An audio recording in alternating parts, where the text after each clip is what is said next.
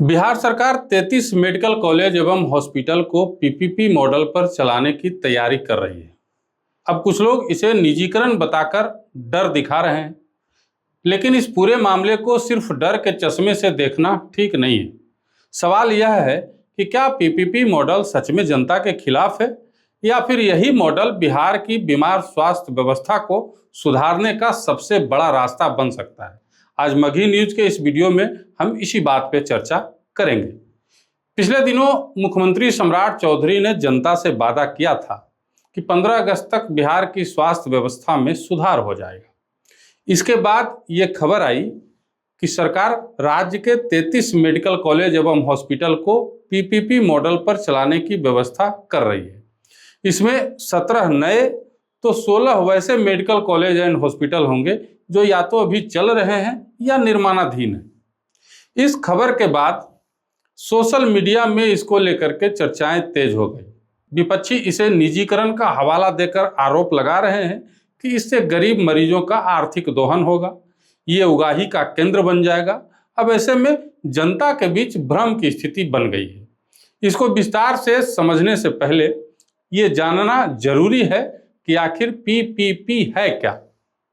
PPP यानी public private partnership, मतलब सरकार और निजी कंपनी के बीच की साझेदारी। इसमें सरकार व्यवस्था और नियंत्रण अपने हाथ में रखती है और निजी एजेंसी को सेवा बेहतर करने की जिम्मेदारी दी जाती है। बिहार के सरकारी अस्पतालों में पीपीपी कोई नई चीज नहीं है। आज भी एक्सरे, पैथोलॉजी और डायलिसिस जैसी अहम सेवाएं पीपीपी मोड पर चल रही है। और जमीन की सच्चाई यह है कि इन सेवाओं में पहले के मुकाबले काफी सुधार दिखा है। जब ये सेवाएं पूरी तरह सरकारी सिस्टम के भरोसे थी, तब मरीजों को कितनी परेशानी होती थी, यह बात किसी से छिपी नहीं है। कभी टेक्नीशियन नहीं मिलता था, कभी मशीन खराब पड़ी रहती थी, कभी बिजली नहीं होने का बहाना मिलता था, कभी फिल्म नहीं है, केमिकल नहीं है, किट नहीं है, सामग्री नहीं है, यही सब होता था। और आखिर में मरीज को कहा जाता था कि भाई बाहर से जांच करा लीजिए, यहाँ व्यवस्था नहीं है। गरीब आदमी सरकारी अस्पताल इलाज कराने जाता था, लेकिन जांच के लिए प्राइवेट सेंटर में पैसा खर्च करने को मजबूर हो जाता था। लेकिन जब एक्सरे, पैथोलॉजी और डायलिसिस जैसी सेवाएं पीपीपी मोड में आई तो व्यवस्था में जवाबदेही आई। निजी एजेंसी को मशीन चालू रखना पड़ा, टेक्नीशियन रखना पड़ा, सामग्री उपलब्ध रखनी पड़ी, मरीज को सेवा देनी पड़ी, क्योंकि पीपीपी में काम के हिसाब से भुगतान होता है, सेवा नहीं, भुगतान नहीं। यही वजह है कि जहां पहले बहाना चलता था, वहां अब काम दिखने लगा है।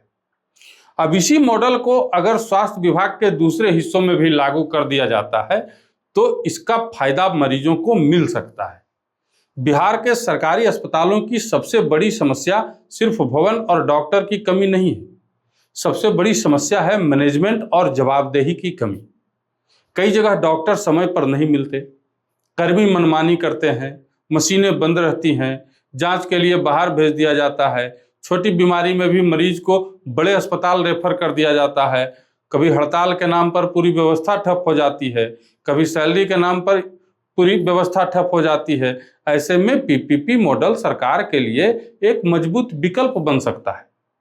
कंपनी को काम करना पड़ेगा, मशीनें चालू रखनी पड़ेगी, स्टाफ उपलब्ध रखना पड़ेगा, मरीज को सेवा देनी पड़ेगी।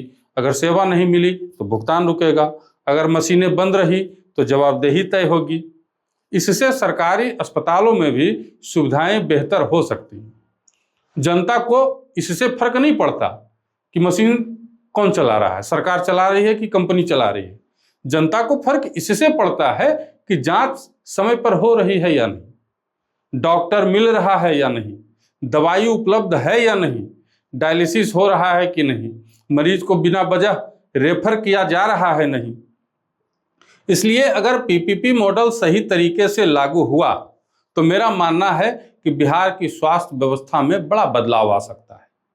33 मेडिकल कॉलेज और हॉस्पिटल के मामले में भी सरकार का तर्क यही होगा कि निजी भागीदारी से व्यवस्था मजबूत होगी, मेडिकल कॉलेज तेजी से बनेंगे, अस्पतालों में सुविधा बढ़ेगी, मरीजों को बेहतर इलाज मिलेगा, डॉक्टरों और कर्मियों की मनमानी कम होगी और सरकारी अस्पतालों में प्राइवेट जैसी व्यवस्था आ सकती है। अब कुछ लोग जयप्रभा मेदांता अस्पताल का उदाहरण देकर कह रहे हैं पीपीपी का मतलब गरीबों को बाहर कर देना है, लेकिन हर पीपीपी मॉडल एक जैसा नहीं होता। मेदांता सुपर स्पेशलिटी मॉडल है। सरकार ने सिर्फ उसको जमीन दिया है, बदले में 25 बेड गरीब मरीजों के लिए रिजर्व रखा गया है। वहां सरकार अपनी शर्तें नहीं रख सकती, जबकि सरकारी मेडिकल कॉलेज और अस्पताल में ऐसा नहीं होगा। वहां सरकार चाहे तो अपनी शर्तें साफ साफ रख सकती है। सरकार फीस तय रख सकती है, गरीबों के लिए बेड भी तय रहेगा, आयुष्मान कार्ड लागू होंगे, कंपनियों पर पेनाल्टी क्लाउज लगा सकती है गलती होने पे, और हर सेवा का परफॉर्मेंस ऑडिट भी कर सकती है। अगर ऐसा हुआ तो पीपीपी मॉडल गरीबों के खिलाफ नहीं बल्कि गरीबों के पक्ष में काम करेगा, क्योंकि गरीब आदमी को सिर्फ सस्ता इलाज नहीं चाहिए, उसे अच्छा इलाज भी चाहिए। उसे अस्पताल में डॉक्टर चाहिए, जांच चाहिए, दवा चाहिए, डायलिसिस चाहिए, समय पर रिपोर्ट चाहिए, और बिना वजह रेफर नहीं किया जाना चाहिए। हर बात में रेफर, गोड़ टूट गया रेफर, हाथ टूट गया रेफर, माथा फट गया रेफर। गजब है भाई। अगर पीपीपी मॉडल से यह सब मिलता है और फीस सरकारी रहती है तो इसका विरोध क्यों? दरअसल पीपीपी से परेशानी नहीं है, परेशानी तब होती है जब निगरानी कमजोर हो जाती है। अगर सरकार मजबूत निगरानी रखे तो पीपीपी जनता के लिए फायदे का मॉडल बन सकता है।